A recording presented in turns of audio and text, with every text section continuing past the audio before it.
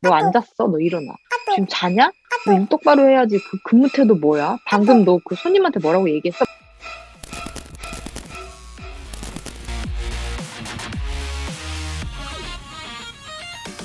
우리가 집을 나서는 순간 하루에 마주치는 CCTV 개수가 평균 83개라고 합니다. CCTV가 없는 곳을 찾기가 더 힘들죠. 내가 일하는 사무실도 예외는 아니겠죠. 익숙하신가요?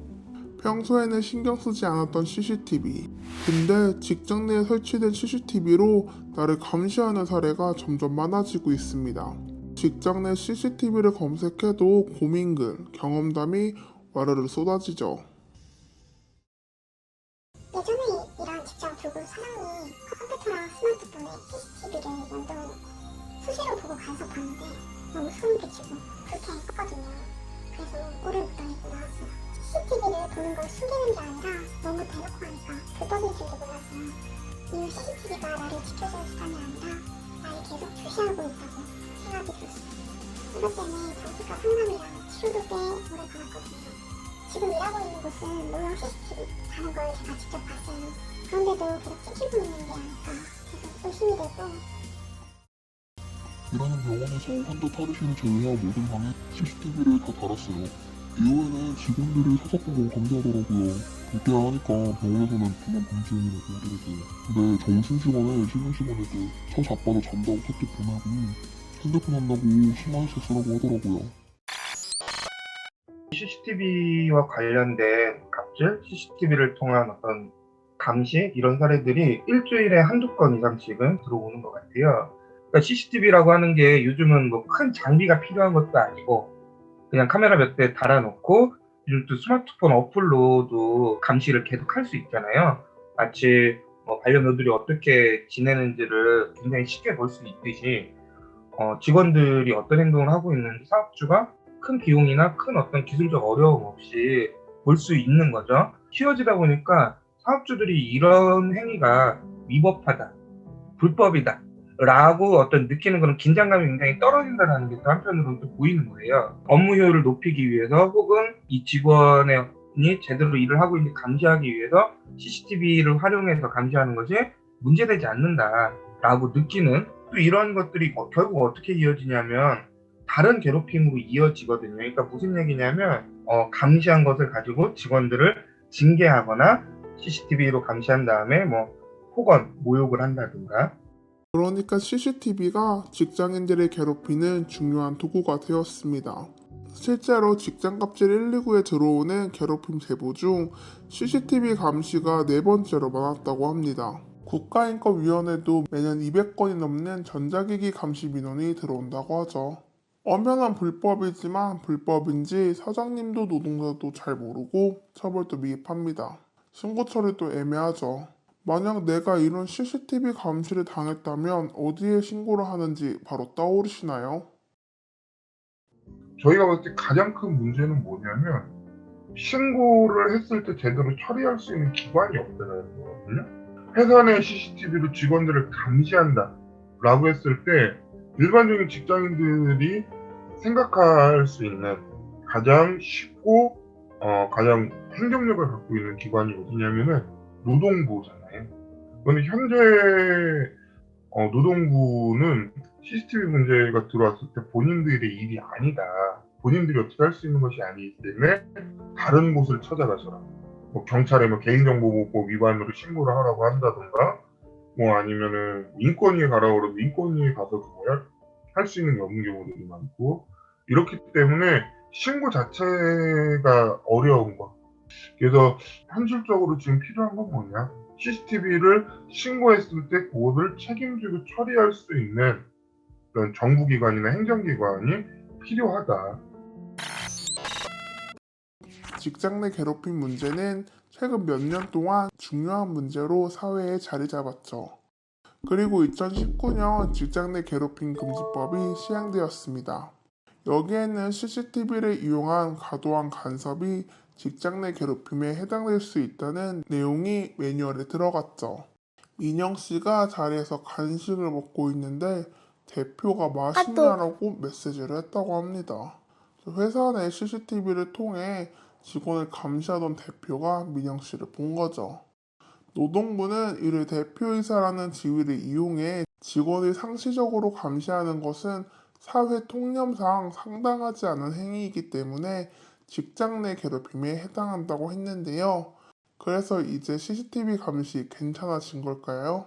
직장 내 괴롭힘에 CCTV로 감시를 하는 게 들어갔다고 해서 일상적으로 도움이 되는 내용으로 바뀌었을까? 저는 아니라고 저는 평가를 하는 게 CCTV만 봐가지고 이 사람을 괴롭히는 행위가 직장 내 괴롭힘에 해당해요.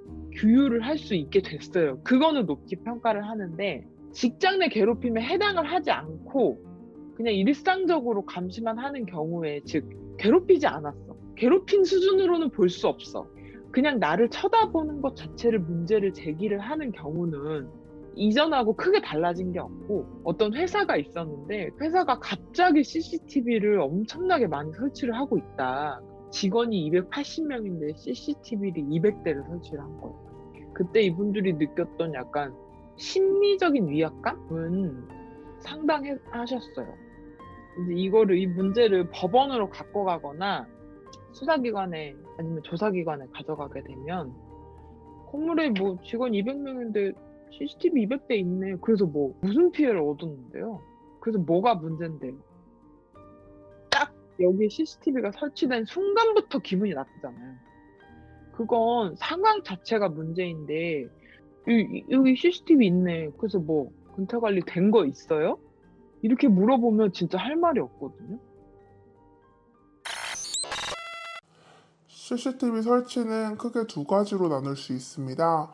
공개된 장소에 설치하는 CCTV와 비공개된 장소에 설치하는 CCTV죠. 직장 내 설치된 CCTV는 비공개된 장소에 해당하겠죠. 특정인들만 출입하는 사무실 같은 곳에 CCTV를 설치하려면 사무실에 있는 모든 노동자들의 동의를 받아야 합니다.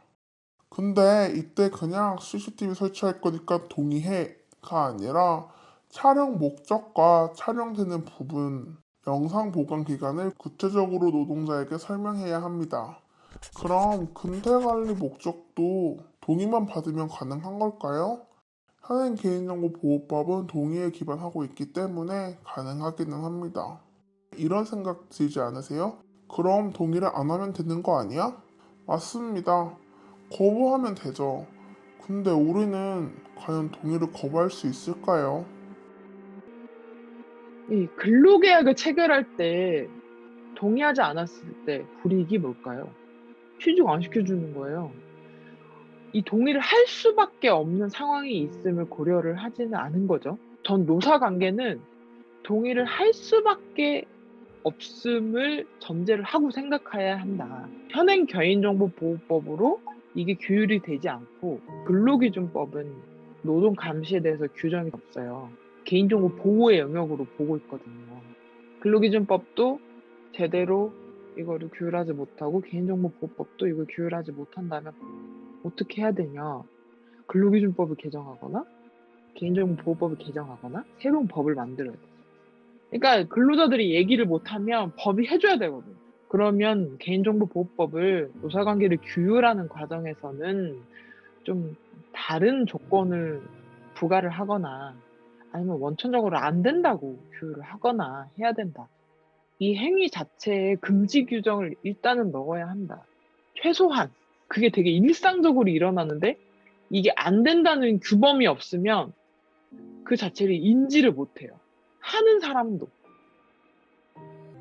인권위는 지난 2007년부터 고용노동부에 직장에서의 전자감시 규제 법안을 따로 만들라고 권고했고 이후에도 수차례 권고 수용 여부를 밝히려고 했죠. 하지만 노동부는 지금까지 어떠한 답변도 내놓고 있지 않습니다. CCTV가 직원, 노조 감시 목적으로 일상적으로 사용되고 있지만 이를 해결하기 위한 법이나 제도는 너무 뒤처져 있는 거 아닐까요? 2015년 5월 포스코의 사내하청 노동자가 노조 활동을 한다는 이유로 몇 년 동안 회사에서 괴롭힘을 당했고 결국 스스로 목숨을 끊는 일이 있었습니다. 그분의 일기에는 CCTV 감시에 대한 스트레스가 그대로 드러나죠. 2021년 이제는 달라져야 하지 않을까요? 사람들이 좀 많이 알아주면 좋겠는데 이거 어떻게 말해야 될지 모르겠어요. 감시는 기본권에 반하는 행위이기 때문에 우리 헌법에서도 사생활의 비밀과 자유를 보장을 하고 있으니 문제 제기해도 괜찮다. 정보 인권은 진짜 100번 예민해야 한다.